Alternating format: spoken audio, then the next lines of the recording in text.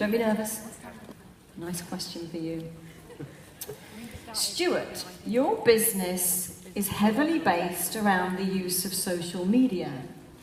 How do you attract people to your business who are maybe older, me, or not so good with technology? People like me, a square who's over 50. Wearing a watch. I think that... How do I do that? Via social media, I don't really, with those sorts of people, I don't think... Because I met, you know, Shani and I don't actually know is the answer. I think if you're on Facebook is 30 plus. If you're on Instagram, it's 30 and under, and then if you're on Snapchat, it's like 16, and then it's getting a little bit older. But I think that, so if you're looking for an older kind of team, then I would say stick on Facebook, because I think that's where the majority of 30 plus stay. And I would just tell your story. I think that's the key. Never try and sell on Facebook. I hate seeing people try and sell. And I think it's a case of just telling your story, and people will be attracted to that. And I think the key is if you're telling a good enough story on social media, then you can ask people. And I always add everybody that I meet to Facebook so they can watch my story, and then I will ask that person, you know, would you take a look at Arbonne? So, do you know what? I just don't ever think about age though. I just think that everybody's the same, whether you're 21, whether you're... Yay! We love that answer. Brilliant, thank you very much. Okay, serious question for you. No, it's not serious, actually, this is a really good question.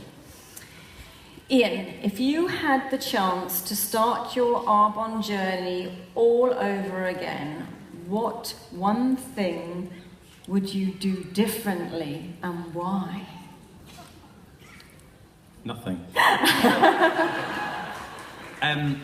Your story is your story, your journey is your journey, and if you try at times to look for something to be different, or doing it in a different way, or having a different experience, that wasn't meant to be how it was meant to be for you. So however your journey is right now, whatever you're doing, whatever you've gone through, the challenges, the ups and downs, all the good times as well, that's all meant to have happened just as it's meant to have happened, because it's carving out you to be the best version of you. If you take the things you learn and you use them as a platform to get better, grow from, learn from. So I wouldn't change anything about what's my journey at all. Good answer. Learn from your mistakes. Okay. Ella, this is a good one for you because we know that you're a very good coach. But this is almost a sort of reverse thing here. At what point, Ella, do you know you need to let someone go when you have spent a lot of time coaching them? So these might be the people who suck the life right out of you, or they could be the people you think, I've done enough, they need to get on their own 2 feet. Yes, and that applies to both situations, actually, it really does. Anyone heard me train will hear me say these words. It's much, much more exciting to be chased over the finishing line by a thoroughbred racehorse than it is to drag a dead one over it. So, we've all been in those situations where we found ourselves wanting it more for them than they wanted. It really is up to the other individual. And what I've learned to do quite recently in the last couple of years is much more set the boundaries, ask somebody to meet me at that boundary mark and say, okay, so you're going to do this, aren't you? Yes, I'm going to. And if they don't, we have another conversation. Okay, so what are you going? Yes, I'm going to. And we go 3 or 4 times with that, and then we have another conversation that says, is this really for you? So I check in with people, and the idea of kind of letting it go really is not necessarily not caring about someone anymore. It's more to do with just coming to terms with what they want from this. And the majority of people that are going to join you are going to be having a look-see to see if this is something that might work out for them.